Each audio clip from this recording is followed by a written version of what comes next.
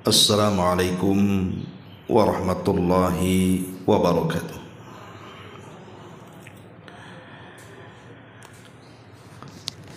Alhamdulillahilladzi farada ala ibadihi siyam wa ja'alaha mutahhiratan lidzunubi wal atham.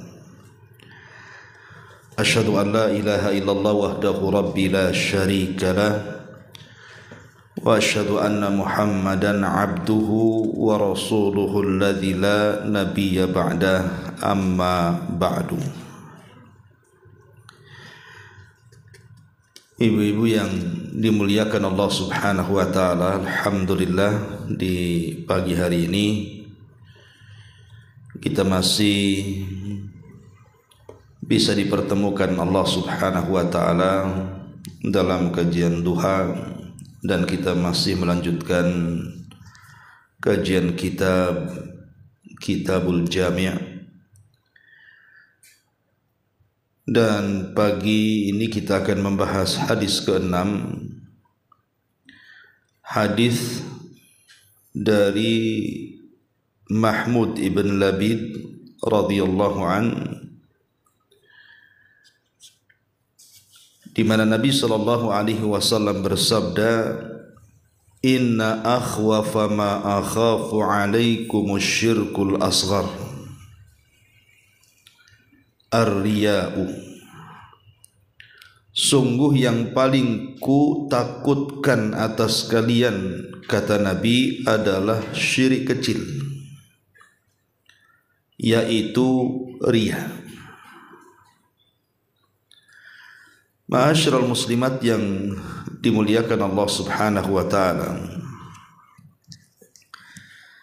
hadis ini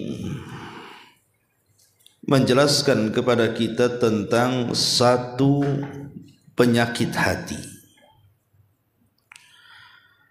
yang sangat membahayakan bagi amal kita. Jikalau penyakit ini ada pada orang-orang yang beramal, maka amalan kita dipastikan tidak akan diterima, bahkan ditolak. Sering saya jelaskan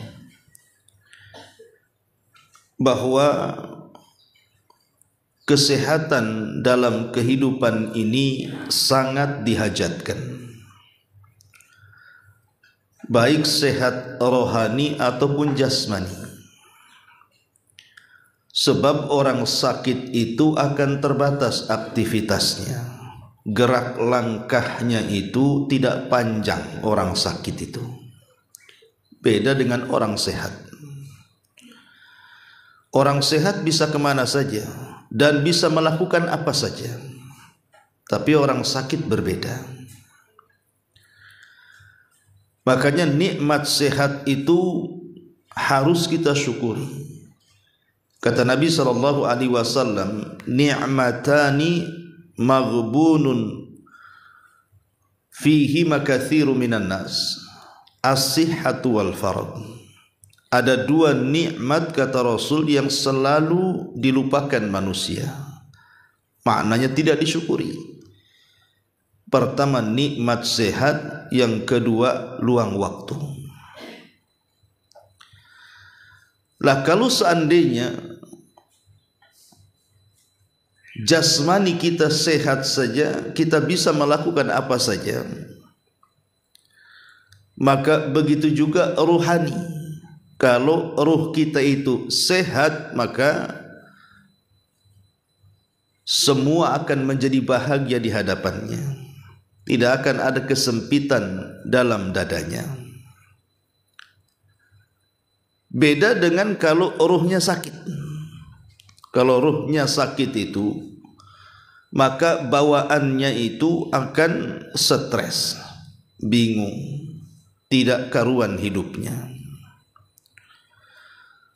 Makanya penting seseorang itu mengobati hati, bukan hanya sekedar mengobati jasmani saja. Hati harus lebih diprioritaskan dibandingkan jasmani kita. Walaupun kenyataannya manusia itu justru lebih mementingkan mengobati penyakit jasmani dibandingkan rohani. Kalau sakit kepala sedikit saja, kalau bisa langsung minum bodrek biar cepat hilang sakit kepalanya, bukan kepalanya. Kalau seseorang pamannya pegal-pegal saja, langsung minum jamu biar hilang pegalnya. Itu kalau penyakit jasad, terkadang sekarang sakit, sekarang harus sembuh. Tapi kalau penyakit ruh, terkadang sudah berpuluh-puluh tahun dalam hati kita, tidak mau dibuang dia, tidak mau dibersihkan dia.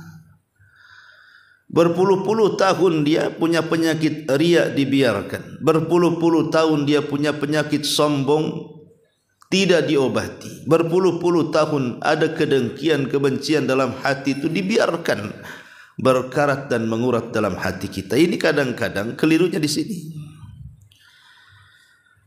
Ma'asyiral muslimat yang dimuliakan Allah Subhanahu wa taala. Lah salah satu penyakit yang berbahaya ini adalah penyakit riya.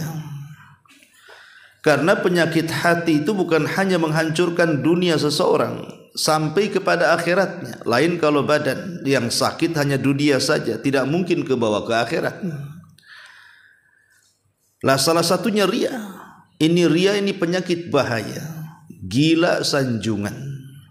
Orang yang gila sanjungan, orang yang mabok pujian, ini bisa membahayakan amalannya. Makanya ada ungkapan para ulama itu, an-nasu kulluhum mauta illal amilun wal amiluna kulluhum niyamun illal mukhlisun. Ma'asyiral muslimat yang dimuliakan Allah Subhanahu wa taala, ada ungkapan para ulama, manusia itu semua mati kecuali orang-orang yang melakukan amalan.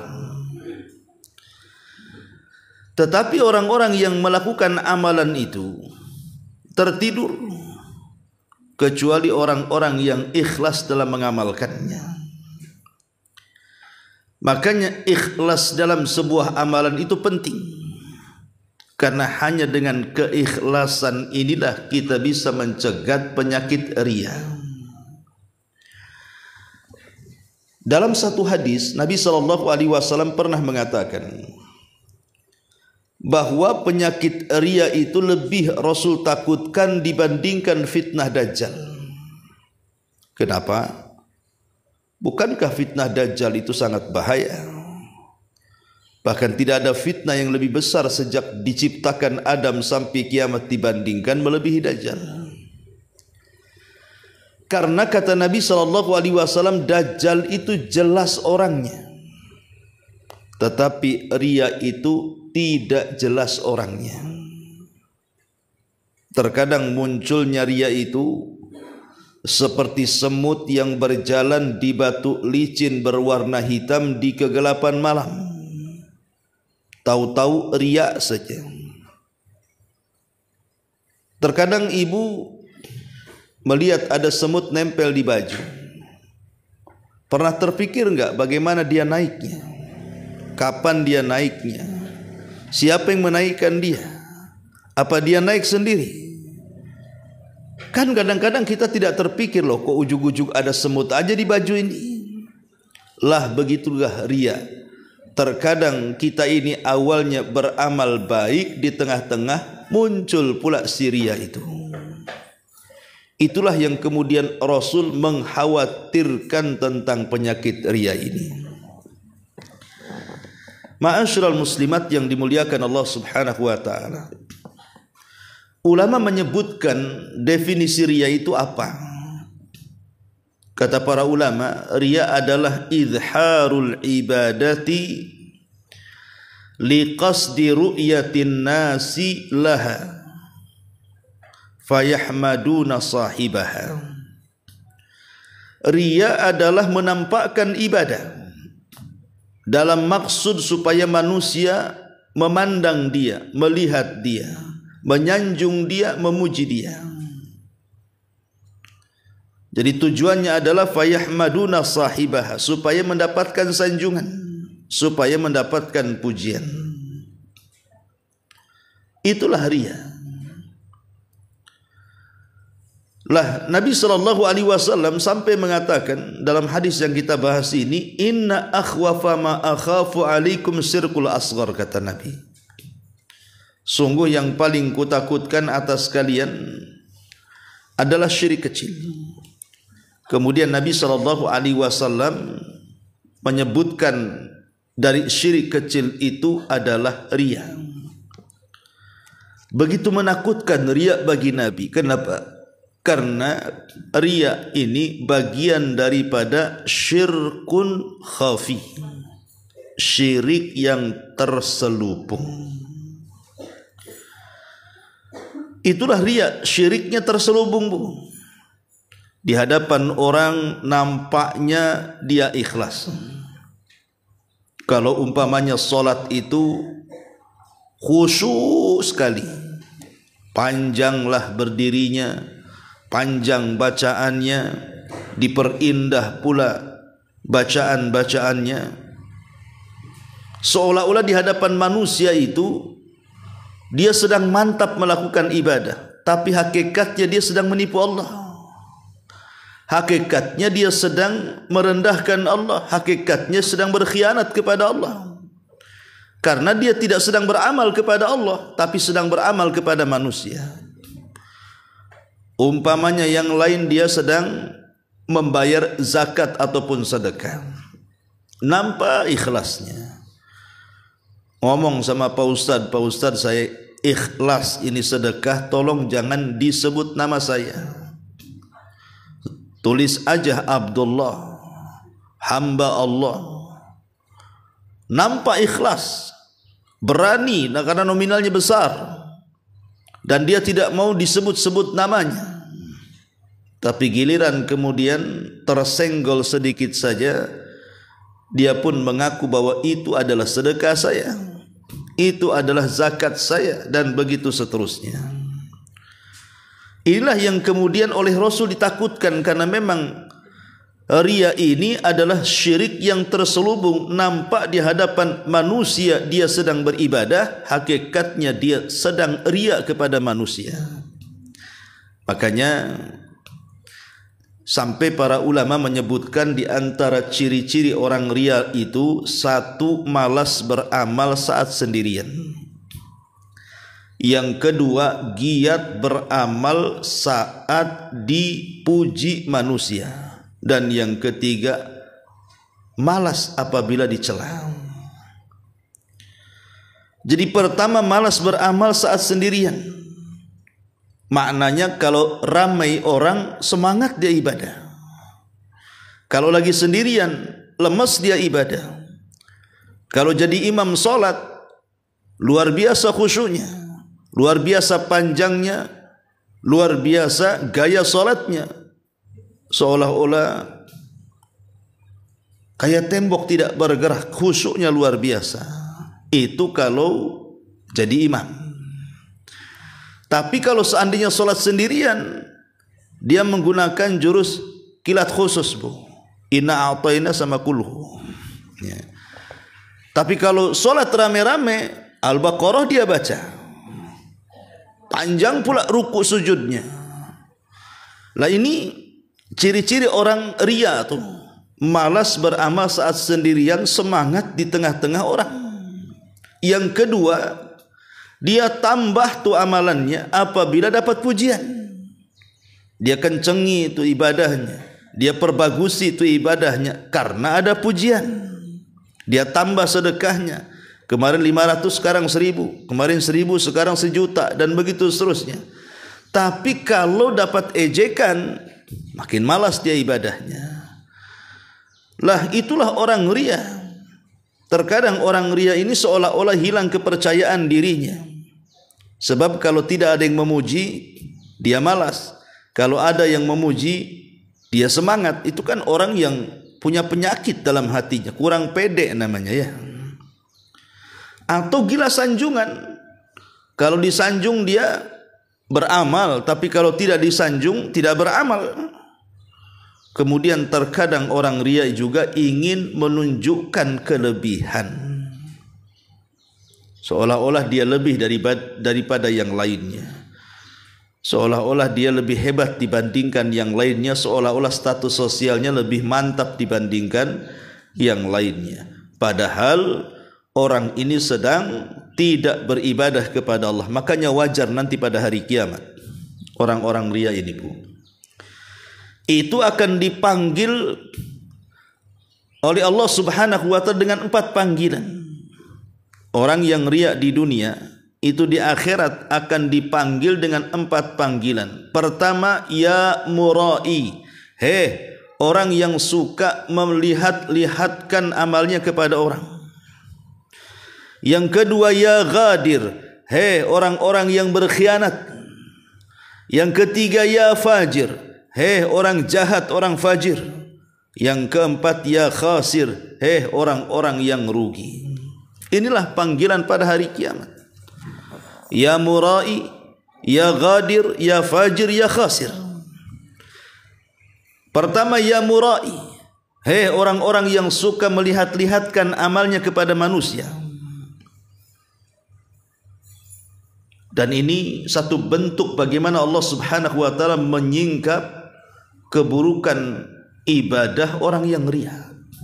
Maka dia akan malu di hadapan manusia, karena Allah membongkar niatnya. Makanya sebutannya ya murai. Yang kedua, ya ghadir, pengkhianat, karena dia sedang mengkhianati Allah Subhanahu wa ta'ala. Dia tidak sedang beribadah kepada Allah, dia sedang mengkhianati Allah, maka disebut ya ghadir. Ya fajir, wahai orang jahat. Bagaimana tidak jahat? Dia mengkhianati zat yang sudah banyak memberikan nikmat kepadanya. Saat dia bersyukur kepada selain Allah, makanya disebut fajir. Ya khasir, wahai orang yang rugi. Jelas ruginya, karena orang riya itu tidak akan mendapatkan apa-apa. Jangan lagi cerita akhirat, Bu. Cerita dunia saja orang riya itu sudah sakit hatinya, tersiksa batinnya. Coba bayangkan kalau seandainya ibu ini nyumbang, anggap saja 100 juta, dengan harapan 100 juta ini bisalah satu halaman pujian-pujian untuk orang yang nyumbang. Dan boleh jadi mungkin pujian itu bisa ditempelkan di tempat-tempat yang memungkinkan orang tahu dan membacanya. Sekali kemudian ibu sumbang 100 juta, rupanya pujian itu tak nampak. Hanya ucapan syukron jazakumullah khairan umpamanya. Itu bagi orang yang riya, Bu, sakit hati, Bu. Kenapa? Karena tujuan sedekahnya untuk mendapatkan segudang pujian. Rupanya setelah dia sumbang besar, pujian itu hanya sedikit. Sakit hatinya. Boleh jadi dia dendam dan mengatakan, kalau tahu pujiannya cuman 1 baris, ngapain pula saya sedekah sebanyak ini? Bagus saya sedekah 500.000 saja. Jadi dihitung sedekah 500 berarti 1 baris pujiannya. Kalau sedekah 1.000 2 baris gitu ya. Kalau 1.500 3 baris. Jadi kayak orang dagang jadinya. Itulah orang riya, hitung-hitungannya kuat tuh. Kalau seandainya di dunia saja sudah tersiksa orang riya itu, macam mana pula di akhirat? Lah itulah yang ditakutkan Nabi SAW dalam hadis ini. Ma'asyiral muslimat yang dimuliakan Allah Subhanahu wa ta'ala, ulama menjelaskan tentang bahaya riya ini. Di antaranya 1, riya ini menggugurkan amal. Jadi riya ini menggugurkan amal, sebagaimana dicantumkan dalam surah Hud ayat 15 dan 16. Yang kedua, orang riya ini adalah manusia yang pertama kali akan disentuh api neraka. Jadi orang yang ria adalah orang yang pertama kali akan disentuh api neraka, naudzubillah. Sebagaimana hadis yang masyhur, nanti pada hari kiamat akan didatangkan 3 manusia, semuanya memiliki amalan besar di mata manusia. Bagaimana tidak, yang satu mati syahid, yang satu ahli sedekah, dan yang satu pakar Quran. Itu kan di mata manusia. 3 ibadah ini kan besar, Bu, karena tidak semua orang sanggup melakukannya. Siapa yang sanggup mati syahid kalau tidak punya keberanian? Siapa yang sanggup berinfak sebanyak-banyak itu kalau tidak punya akhlak kedermawanan? Siapa pula yang pakar Quran kalau dia tidak betul-betul lelah letih belajar? Makanya kemudian 3 amalan ini besar. Tapi masalahnya 3 orang yang dihadapkan kepada Allah itu ketika mereka beramal di dunia bukan karena Allah. Yang mati syahid supaya disebut pahlawan, yang dermawan, yang menyumbang banyak harta supaya disebut pemurah dan dermawan. Kemudian yang pakar Quran supaya dapat sanjungan yang disebut qari, seorang pakar dan pembaca Quran. Itulah yang kemudian kata Rasul, awal man tusyu'ira bihin nar, manusia yang pertama kali disentuh api neraka karena riaknya. Ini yang kedua. Yang ketiga, ria ini pelakunya akan diharamkan dari pahala dan taufik Allah Subhanahu wa taala. Pahalanya akan dihilangkan. Dia hanya lelah letih beramal tapi tidak punya pahala. Capek dia sholat tapi tidak dapat apa-apa. Sudah dikeluarkan sedekahnya banyak-banyak tetapi tidak mendapatkan pahala sedekahnya. Bahkan haji sampai pulang sakit sebulan gak dapat apa-apa, karena hajinya itu untuk manusia. Makanya satu hari Umar dan putranya ini sedang duduk-duduk di Jabal Arafah. Jadi Ibnu Umar ngomong sama bapaknya Umar bin Khattab, alangkah banyaknya haji yang datang itu, hai ayah. Jadi Ibnu Umar memuji pada saat kekuasaan ayahnya, kan Islam sampai kemana-mana tuh. Jadi saat musim haji datang dari mana-mana memenuhi Arafah yang belum pernah terjadi sebelumnya. Jadi Ibnu Umar mengatakan, ma aktsarul hajj, betapa banyaknya orang yang haji wahai ayahku. Maka Umar mengatakan, ar-raqbu katsirun wal hajju qalilun, katanya. Ya memang yang datang kemari banyak wahai putraku, tapi yang haji, benar-benar haji itu sedikit, kata Umar. Betul ucapan Umar ini. Yang datang ke Mekah banyak, tapi yang sungguh-sungguh untuk melakukan ibadah haji itu sedikit. Sebenarnya kita tahu bahwa haji di negeri kita ini secara manajemen, secara administrasi dan keuangan kan semakin meningkat, semakin baik. Tetapi yang harus lebih diperbaiki sebenarnya bukan masalah, bukan hanya urusan manajemen, administrasi, keuangan dan yang semacamnya. Harusnya lebih daripada itu adalah hati-hati orang yang haji. Ya. Karena hati-hati orang yang haji ini belum betul-betul tertempa bahwa ibadah yang lelah letih mengumpulkan 2 ibadah harta dan badan itu adalah sebuah ibadah karena Allah. Ketika tidak ada penanaman hati bahwa itu ibadah karena Allah dan dalam rangka menyempurnakan rukun Islam, akhirnya terjerumus kepada riya ini, Bu. Banyak kan jemaah haji itu yang niatnya kalau pulang itu ingin dipanggil Pak Haji atau Bu Haja. Kalau nggak dipanggil Pak Haji, nggak mau nengok dia. Kalau nggak dipanggil Bu Haja, cemberut dia. Aku udah banyak keluar uang kok masih panggil nama aja, katanya.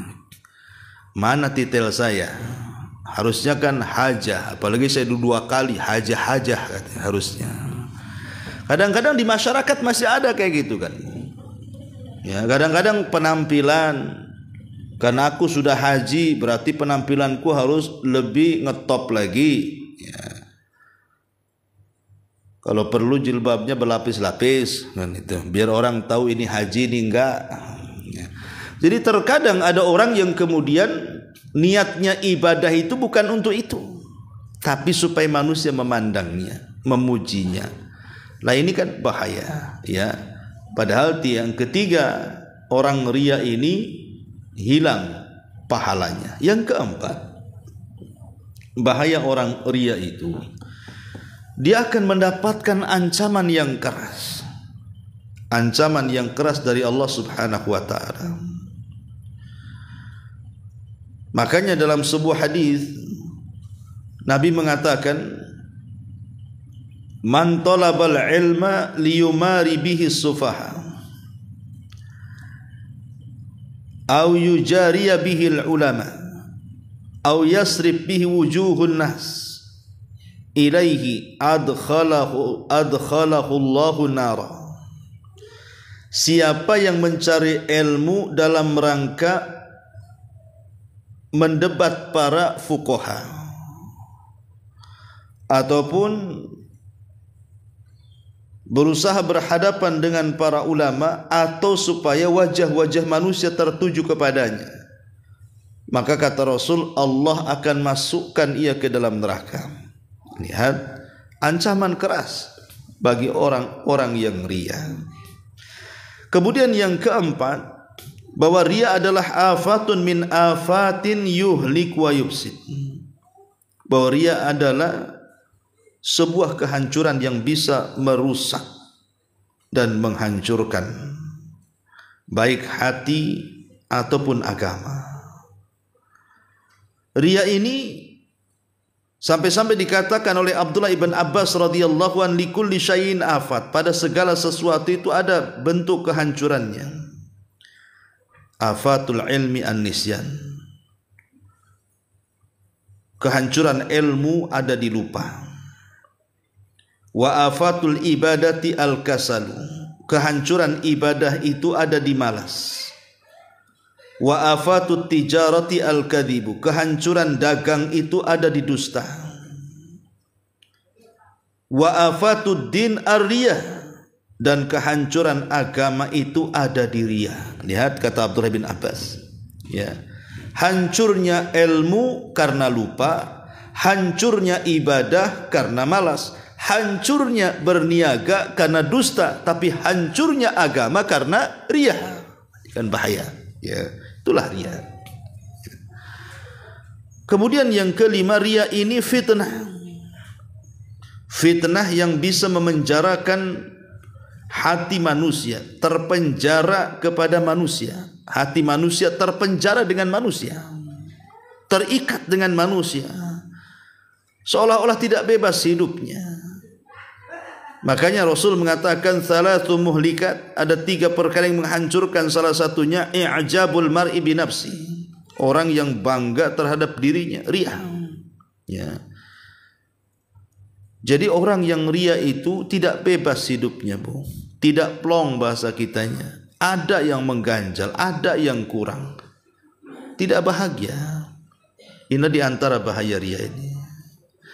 Adapun sebab-sebabnya kenapa seseorang itu bisa ria, Bu? Ya tentu banyak ya sebabnya. Pertama karena jahil, itu jelas tuh ya.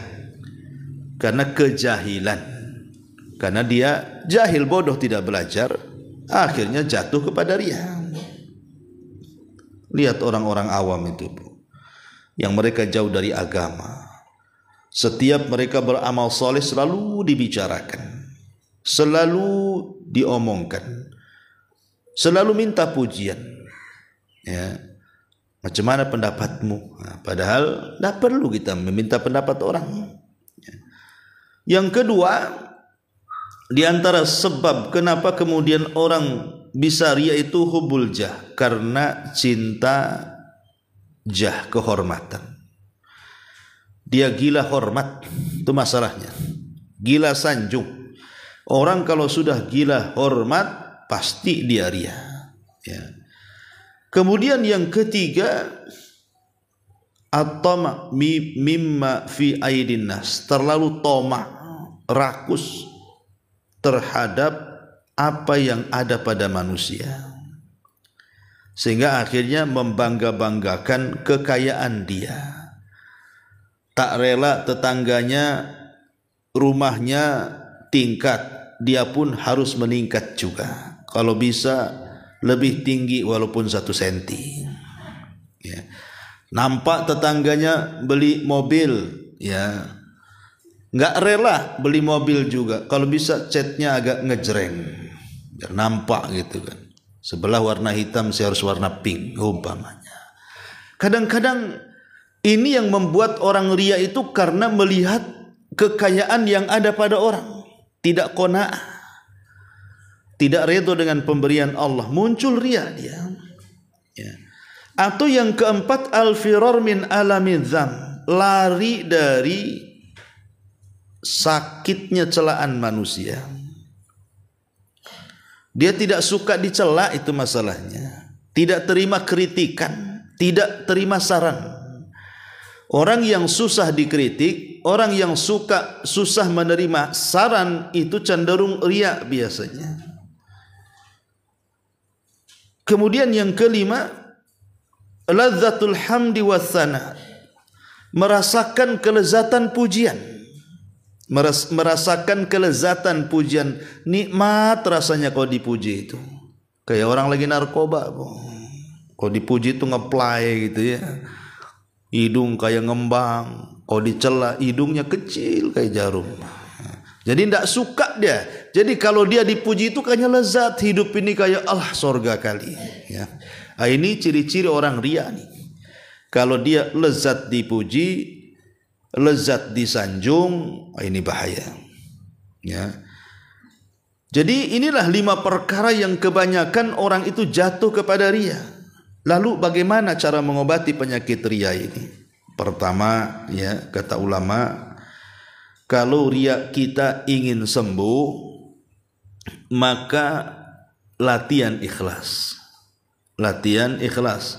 Karena yang bisa mengobati penyakit itu hanya agama dan latihan. Kalau penyakit zahir jasmani mungkin bisa kita ke klinik. Klinik tak bisa, bisalah ke rumah sakit umum. Rumah sakit umum angkat tangan, bisalah ke spesialis. Itu kalau penyakit jasmani kan, Bu. Kalau penyakit rohani, balik ke agama, buat riyadhah. Biasakan. Biasakan menyembunyikan amal. Ya, biasakan tidak minta atau tidak menunggu terima kasih. Makanya Aisyah radhiyallahu anha itu kalau dia sedekah, Bu, sebelum orang yang disedekahi mengucapkan syukran wa jazakumullah khairan, itu pintunya langsung ditutup, Bu. Itu Aisyah tuh. Dia tidak suka kalau seandainya pemberiannya ada ucapan terima kasih. Karena takut terpancing. Takut terpancing ria. Kalau ibu kan enggak ditunggu kan, Bu ya. Kapan orang diterima kasihnya katanya. Kok enggak bunyi katanya kan. Oh sekali aja kalau gitu. Datang lagi awas kau katanya. Ini kalau kita, Ibu ya, main ngancam sedekahnya tuh. Ya. Jadi obat ria yang pertama, balik ke agama. Balik kepada agama, balik kepada Quran, balik kepada sunnah. Kemudian riyadhah. Dibiasakan. Karena kalau tidak dibiasakan susah ria itu. Ya. Yang kedua, mujahadatu daima li nafsi. Lawan tuh sifat gila pujian itu. Dilawan, ya memang harus ada mujahadah, harus ada kesungguhan. Karena Allah yang mengatakan walladzina jahadu fina lanahdiyannahum subulana. Orang-orang yang bersungguh-sungguh mencari jalan kami, pasti kami akan berikan hidayah kepadanya. Yang ketiga, al-hirsu ala kitmanil amal wa ikhfa'i. Usahakan setiap amal yang harus disembunyikan, sembunyikan. memang amal itu ada dua macam, ada yang ditampakkan, ada yang disembunyikan. Kalau ditampakkan ya harus ditampakkan. Seperti umpamanya ibadah kurban, itu kan memang syiar ditampakkan. Ya, bawa kambingnya ke lapangan disembelih, disaksikan orang. Ya. Beda dengan amalan-amalan sedekah umpamanya yang harus disembunyikan. Ya sembunyikan. Jangan dibalik, Bu. Yang harus disembunyikan ditampakkan, yang harus ditampakkan berarti disembunyikan. Ibu sembunyi nyembelih kurban di dapur. Enggak ada orang tahu. Kan susah sendiri jadinya. Ya. Jadi ada amalan itu yang ditampakkan, tampakkan kan itu syiar. Tetapi ada amalan-amalan itu yang memang harus disembunyikan karena kalau ditampakkan dikhawatirkan riya. Ya, seperti sedekah gitu ya. Nah, kemudian yang keempat, at-tafakkur fi syana'atir riya wa qubhi. Berfikir sebelum kita beramal dengan riya itu betapa jeleknya akibat riya di dunia dan akhirat. Baca hadis-hadis tentang ancaman riya. Yang kelima, an-nadharu fi awaqibihi. Hendaklah lihat akibat orang-orang yang riya itu. Kemudian yang keenam, al-ibtiad an mawatinihi wa mawaqihi. Hindari tempat-tempat yang mengundang riya. Keramaian, papan nama, grup-grup WA, gitu ya. Kalau beramal itu ndak usahlah kemudian dicantumkan risit transfernya di grup WA.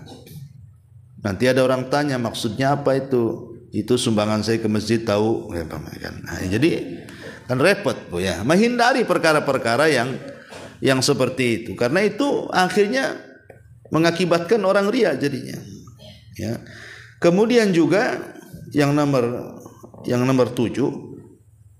yang harus kita hindari, istihdhar muraqabatillah lil abdi.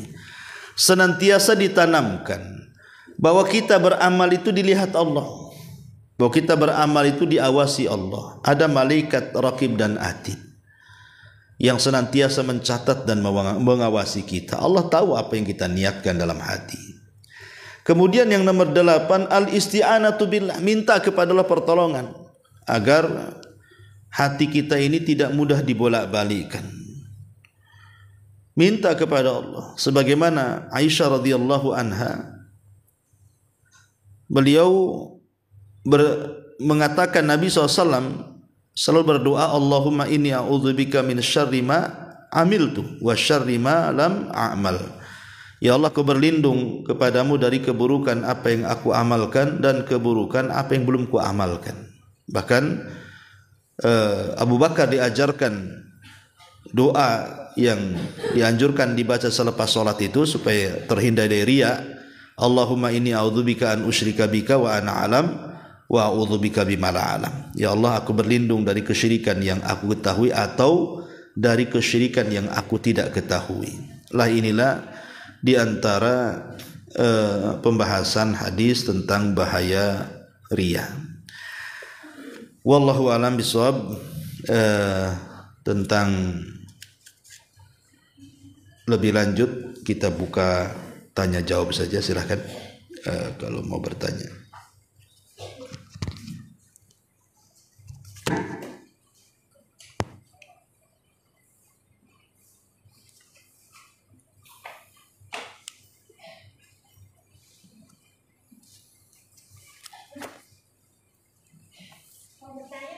Iya.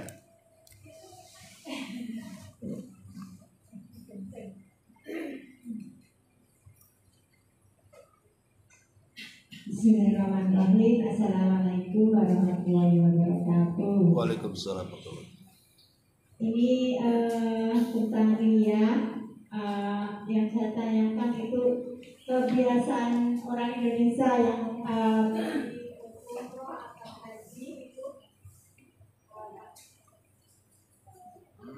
dia sering upload foto di mana dia berada, itu termasuk dia. Makanya dia supaya motivasi kepada orang saudara itu gimana itu? Soalnya dia di Oh iya. Jadi kebiasaan di negeri kita mau haji upload foto kadang-kadangnya, kadang yang ngantar satu kecamatan, ya. Yang umroh juga kurang lebih, ya. Kalau bisa lagi sama unta tuh selfie-nya tuh. Jadi ini kebiasaan tak bagus. Tadi kan sudah saya jelaskan Bu ya, bahwa di antara obat ria itu adalah hindari tempat-tempat yang bisa mengandung ria. Ya salah satunya medsos tadi saya contohkan. Hindari grup-grup baik keluarga atau yang lainnya gitu ya. Karena kalau kita tidak menghindari tempat-tempat ria, pasti akan terjerumus kepada ria. Walaupun alasannya cantik sih, alasannya untuk memotivasi, kan bagus tuh Bu alasannya, untuk memotivasi. Pertanyaannya, kenapa kalau motivasi kan bisa sekali dua kali foto gitu, kenapa mesti ribuan foto? Kenapa banyak kali fotonya? Ya, mulai dari bangun tidur sampai tidur lagi Bu fotonya itu. Mulai dari berangkat sampai pulang. Baik foto yang nginjek tanah atau yang tidak nginjek tanah. Di pesawat gitu ya. Itu dipoto semuanya. Apa maksudnya? Ya tidak ada maksud sih, ya. Maksudnya ya supaya manusia melihat kan Bu.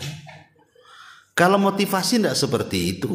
Motivasi kan bisa menggunakan tulisan umpamanya kan, dengan dalil-dalilnya dan begitu seterusnya. Memang dalam bab sedekah ada yang ulama membolehkan dalam bab sedekah. Seseorang sedekah untuk memotivasi, memancing orang supaya sedekah boleh. Bagi yang kuat imannya. Tapi yang tidak kuat imannya awalnya baik, mau memotivasi, belakangan jadi ria, itu masalahnya Bu. Ya, niatnya kan pertama bagus tuh, memotivasi. Akhirnya apa? Akhirnya kemudian dipujilah di grup itu. Masya Allah, tabarakallah, untung bisa ke sana, begini, begono. Pokoknya, kalau sudah ada pujian, mulai itu, makin dibanyakin lagi fotonya Bu. Atau umpamanya ada orang yang mencela dia, kau ini ngupload foto ria aja umpamanya kan. Akhirnya apa? Tak mau lagi ngupload foto, gara-gara disebut kau ini hanya ria aja, makanya kau upload foto. Akhirnya tak upload foto juga Bu. Ini juga ria Bu. Makanya ulama mengatakan mengamalkan sebuah amalan karena manusia disebut ria, meninggalkan amalan sesuatu karena manusia disebut ria juga tuh. Dua-duanya ria. Meninggalkan atau mengamalkan amalan karena manusia, dua-duanya ria. Maka sebaiknya kalau memang perkara-perkara ini mengundang ria, jangan dilakukan. Kalau ingin berangkat umroh atau berangkat haji, cukup kumpulkan keluarga hanya untuk berwasiat saja. Maksudnya wasiat itu karena kan kita tidak tahu namanya safar jauh, entah pulang lagi, entah tidak, entah selamat, entah tidak, kan tidak tahu Ibu. Makanya perlu berwasiat. Hanya untuk wasiat, bukan untuk yang lainnya. Kadang-kadang kan orang buat selamatan itu sampai satu kampung diundang tuh. Ya. Kadang-kadang dua kampung, orang tiga kampung satu kecamatan diundang dia tuh. Kadang-kadang supaya orang tahu masalahnya. Nah ini kan sudah ria, sudah jelas. Apa maksudnya coba? Kadang-kadang yang kasihan habis selamatan tak selamat Bu, tak jadi berangkat. Nah, jadi ya sebaiknya ya hindarilah yang seperti itu. Khusus untuk ibadah-ibadah syiar itu seperti haji dan umroh, cukuplah si pelaku dengan Allah dan keluarganya yang tahu saja. Itu saja ya. Wallahu a'lam. Ya.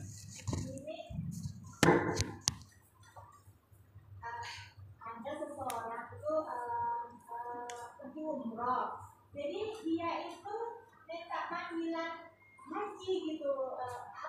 Panggilan haji itu untuk yang udah naik haji atau umroh ini dia itu umroh, jadi dia itu panggil hajat gitu, gimana itu?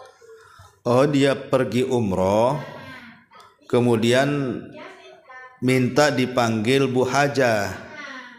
Kalau dipanggil Bu Umroh enggak mau ya?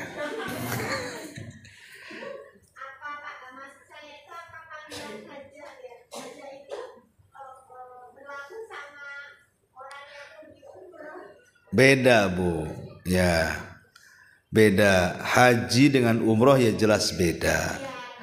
Cuman kalau haji di bulan Ramadan, umroh di bulan Ramadan pahalanya sama dengan haji, tapi bukan menggugurkan ibadah haji. Orang walaupun umroh 100 kali Bu, itu tidak menggugurkan kewajiban haji kalau dia belum haji. Beda ya. Dan walaupun dia haji pun, kalau tujuannya supaya mendapatkan titel hak atau hajah,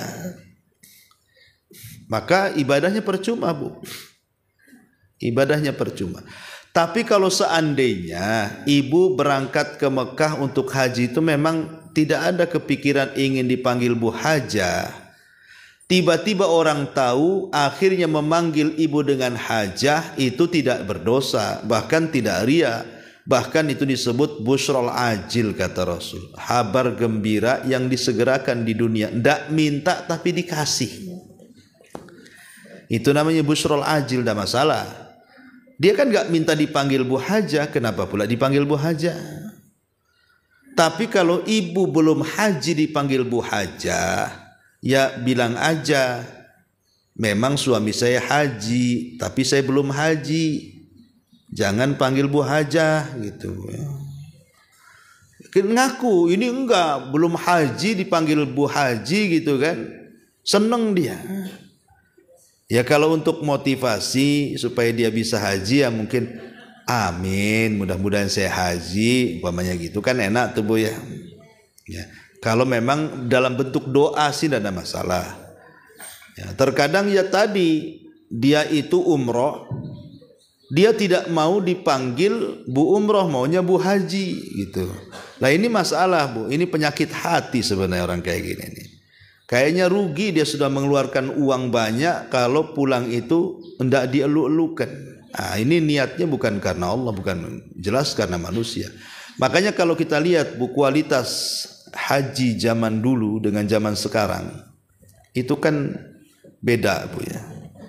Kalau zaman dulu itu kan susah payah orang haji itu, bahkan harus jual sawah, harus ya nabung sampai seumur hidup, baru sudah mau mati dia bisa berangkat zaman dulu tuh. Makanya kalau zaman dulu kalau orang haji itu memang kualitasnya nampak Bu, auranya ada. Orang-orang dulu itu Bu Haji, Pak Haji orang dulu, karena memang luar biasa ya ibadahnya itu. Ya. Beda dengan sekarang. Kalau sekarang kan sewaktu-waktu bisa haji. Ya. Sekarang bisa haji, haji korupsi aja ada. Ya. Jadi semua bisa. Makanya sekarang kualitas orang haji karena semua sudah haji. Tak ada zaman dulu kalau ada kiai nggak ada hajinya, nggak didengar ceramahnya Bu. Kalau zaman dulu ya, makanya biasanya penceramah itu ada KH-nya, kiai haji. Karena kalau kiai saja belum haji, nggak didengar tuh ceramahnya zaman dulu. Nah, kalau sudah ada hajinya, didengar, karena lewat depan Pak Haji aja lemas zaman dulu tuh. Tapi kalau sekarang kan tidak, biasa-biasa aja kan. Kau sudah haji, aku 10 kali haji. Nah, jadi kalau zaman sekarang udah kualitas hajinya kurang. Apalagi ditambah-tambah dengan medsos di sini. Kalau zaman dulu kan susah mau ria Bu. Ya ria paling ya kumpul orang kampung selamatan itu rianya ya. Kalau sekarang kan tidak Bu. Itu mulai berangkat sampai ke Mekah sampai balik lagi ke Indonesia itu memungkinkan ria. Ya tadi karena diupload tadi. Yang lebih celakanya bayangkan sampai ada seorang syekh menceritakan di tengah-tengah ibadah loh. Orang mau melempar jumroh, sempat dia acting Bu, minta dipoto. Jadi bentar-bentar, kayak orang acting tuh. Bentar ya, bentar. Nah, ngitung. Nanti kalau 1, 2, baru dilempar, cekrek kan gitu Bu ya. Lah gimana orang lagi ibadah lah. Di tengah-tengah ibadah sempat-sempatnya dia moto dirinya. Ini kan sama dengan orang lagi sujud kemudian ibu foto sendiri tuh. Nah ini kan lebih parah di zaman sekarang ini dibandingkan zaman dulu. Zaman dulu kan susah mau dia pakai apa gitu. Kalau sekali berangkat orang kampung aja cemas-cemas. Pulang nggak? Karena nggak ada media yang bisa dihubungi kan. Nah, kalau sekarang ini belum ditanya sudah WA keluarganya aman sehat katanya kan. Nah ini hal-hal yang seperti ini harusnya dihindari. Karena bagaimanapun dengan canggihnya teknologi harusnya lebih fokus ibadahnya. Bukan lebih banyak dosanya karena riaknya. Wallahu a'lam. Saya kira cukup. Subhanaka bihamdika asyhadu an la ilaha illa anta astaghfiruka wa atubu ilaik.